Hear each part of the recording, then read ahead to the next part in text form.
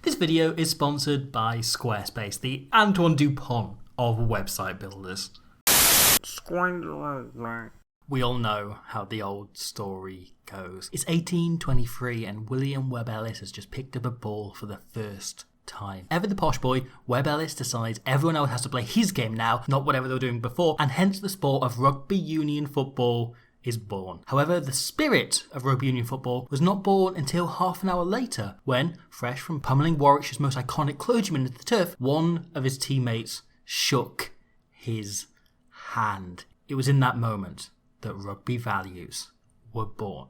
A core ideal that has echoed through the game and defined it almost as hard as the old white men who decreed all coverage of this sport must be tailored towards people who drive Land Rovers forevermore. Rugby values has given the sport so many of its most infamous, most celebrated moments. And all of us an endless network of new friends made every single Saturday, sweeping the sheds with someone who stamped your mouth got into the mud just 60 minutes earlier. And whilst many thought professionalism may lead to the teams being more focused on winning than maintaining the true meaning of the game, it has been proven to simply not be true. There is not a single team, player or coach worldwide in all of rugby who would rather win a game than uphold rugby's core moral values. And hence, to celebrate the high points of what our dad told us were important about rugby, are the Squidge Rugby top 15 rugby values moments of all time. And be all comparisons to this as my dad and here, otherwise they might suddenly disappear and item 8.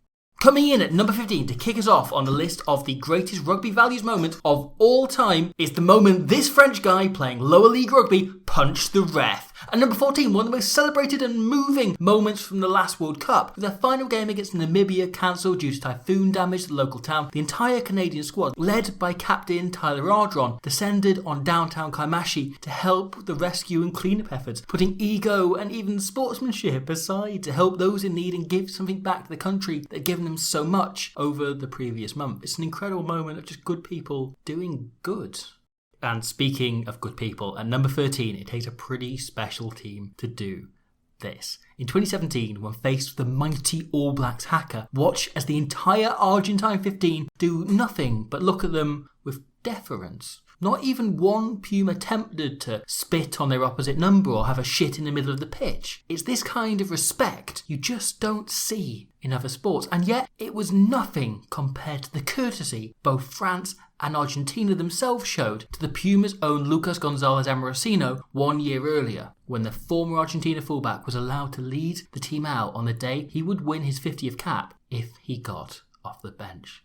The true meaning of rugby values. At number 12, what sums up rugby values better than the true story of just how rugby union became a major sport in France?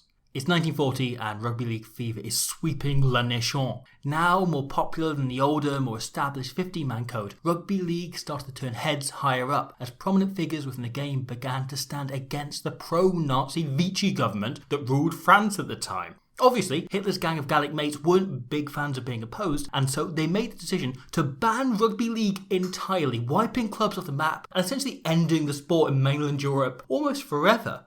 However, in an awesome show of respect, rugby union decided to do nothing, showing incredible values in the way it kept Chatham, didn't stand up to fascism, and got actively rewarded by a puppet government running France for the Third Reich, showing amazing teamwork with the Nazis to help the establishment wipe rugby league off the map, no doubt shaking hands afterwards as they swept Hitler's sheds. However, shutting up and listening to your authority figure just as you should was apparently too big a lesson for Benetton's Tobias Botes, allowing Nigel Owens to pull one of the best scrum halves to ever play for Italy in 2014 aside and put him in his place with this tiresome bullshit. This is not soccer. Is that clear? Back you go and get on with the game. That told him. However, at number 10, we go back to the 2011 Rugby World Cup. Despite rules in place banning any product placement for brands not sanctioned by the World Cup itself, England's Manu Tuolangi and his brother, Samoa's Alexander Tuolangi, both took the field in sponsored mouthguards, brands plastered across the front, in a disgusting show of taking sponsorship money that thankfully was clamped down on the shutdown promptly, leading to these brothers heading to Squarespace. After being fined £5,000 for the illegal mouthguards, Manu decided he now had no choice but to sell 5,000 of those mouthguards himself to make up for it. And thankfully, Squarespace makes it incredibly easy to create a super easy, beautiful site for gum shields. It's so easy to attach a store and have it all run through one source, one portal, one website with comprehensive analytics, meaning he could tell whether the mascot is selling better to his Samoan heritage or adopted English family. And even better, Manu was able to minimise his spend after that fine by entering the offer code SquidRugby to save some money on the cost of his beautiful all-in-one mascot superstore and news outlet with a blog that allows comments and all kinds of reblogging features. And you too can do the same if you want to head to the link in the description and create your own online tribute to Rugby values. At number 9 is the time Lawrence Dallaglio lost the England captaincy after boasting to a journalist about the fact he dealt cocaine. Now, if this was football, Dallaglio would have kept all the cocaine for himself. But this is rugby. A game all about white lines where the players beat the shit out of each other on the field, then have a nice, cold, hard drugs with their opposite number after the game. At number 8, we have the time Lawrence Dallaglio allegedly took dick pics on a train in public and sent them entirely unsolicited to a random woman he just met in order to beg her for sex. Many would expect a former player and pundit of Lawrence Dallaglio's standing, never mind his privileged background, to have a private chauffeur, even a helicopter, to make long journeys. But through sheer rugby values, Lawrence remained humble enough that he sometimes willingly takes public transport, sometimes even not in first class. At number 7, we have the time Lawrence Dallaglio allegedly spent more than 10 grand in a brothel in central London. Seeing such a prominent figure support small business is truly heartwarming. However, even more so is the £7,550 he paid one sole single employee of the establishment, enough for her to buy one whole round of drinks in central London for herself, Lawrence, and his wife. It really just drives home the fact that these principles cannot be taken for granted. The core values that our sport is built on have to be embraced, communicated and lived in everything we say and do. We need to pass them on to the next generation. This is our duty and responsibility to our sport. This is rugby. At number 6 is this incredibly humbling moment as the mighty All Blacks help each other with their suitcases in the most inefficient handling of baggage New Zealand has seen since they recalled Shannon Frizzell 1 week after he pled guilty to beating up and threatening a woman he met in a nightclub. And number 5, the sheer passion and integrity of the Twickenham crowd as they continue singing Swing the Sweet Chariot, a slave song first adopted to cheer on Martin Offia and Chris Otey, despite current starman Mauro Toja's repeated requests for them not to do that. And number 4, we have the beautiful day that Jimble Jamble Sex Monopoly was served porridge by Bono. And number 3, this incredibly moving moment from the 2022 Six Nations just a few months ago. Awarded man of the match for what looked to be 2 match-winning moments late in the game, Wales's Josh Adams instead decided he couldn't possibly keep his medal after his opposite man, Italy's Ange Capuzzo, tore through the Welsh defence in the final breath of the game to create one of the most memorable tries the Six Nations will ever see. Adams offering up his medal to Capuzzo just goes to show that rugby creates characters. It creates men who radiate honesty, generosity, kindness and respect for others for the rest of their lives. Men, universally, worth celebrating. At number 2, we have Davey Tweed, a paedophile, rapist and wife-beater whose status as an Irish international and good rugby man granted him a standing in the local community that kept his crimes covered up and unprosecuted for decades, even allowing him to launch a political career. Tweed's actions only became widely known 2 weeks after the cunt died in a car crash earlier this year.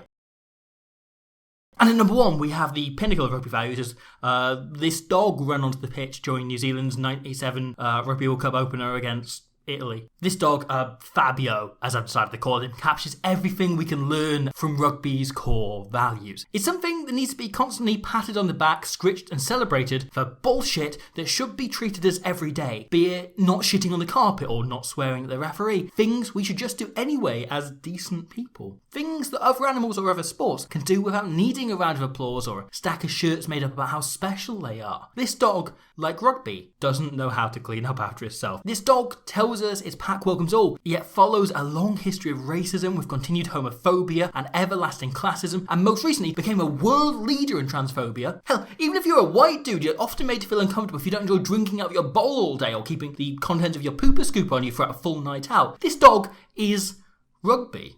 It's something we can't help but love, but also can't help but often feel ashamed of. When it picks a fight with the neighbour's chihuahua or goes full Callum Clark on the postman and then continues to act like it's its own bollocks. We never could or never should stop loving this dog, but perhaps it's time we stop pretending it only barks and never bites. fights. Thank you for watching that. I hope you enjoyed it. It was intended as just a silly little video in the middle whilst I've got a few deep dives going. I've got one on Eddie Jones coming. I want to look at Red Rosenwood. I've just done one on France. If you want to have a look at any of those, kind of far more detailed, in-depth videos, and they take quite a lot of time. So I want to put something out in the middle. It's intended only as a silly little thing. I don't mean this as a big, let's cancel Lawrence Eladio thing. It's intended just as a stupid joke, just because he's got a slightly checkered past, yet appeared in the video, with that quote. Likewise, there's a quote by a guy called Arthur Jones, who's a professor and expert in songs such as Swing Low Through Chariot. I'm going to put alongside here that I think kind of sums up what would be my feelings, and very similar to things Mara Tojo said in the past. And likewise, the transphobia which I touch on, my take would not be necessarily that we want to argue with the safety concerns that have been come to, but the fact that World Rugby has excluded and told perhaps the most bullied and put upon subsection of society that they're not welcome in rugby when they absolutely most certainly aren't. It's disgusting that we need to say this, that this needs to be welcomed, and I think it's really important that more voices in rugby make that clear, that even if a panel of experts have decided, otherwise with him playing, that there's absolutely space within the rugby community for the trans community, and I think that's really, really important to be said and to be echoed and repeated and repeated and repeated. So that's just why I wanted to make that point within the video. Otherwise, as I say, it's a silly little thing, much like myself, and I'll see you very soon for some of those more detailed rugby videos that I have coming up soon. So basically, what I was thinking of was, oh fuck, I can't believe you've done this.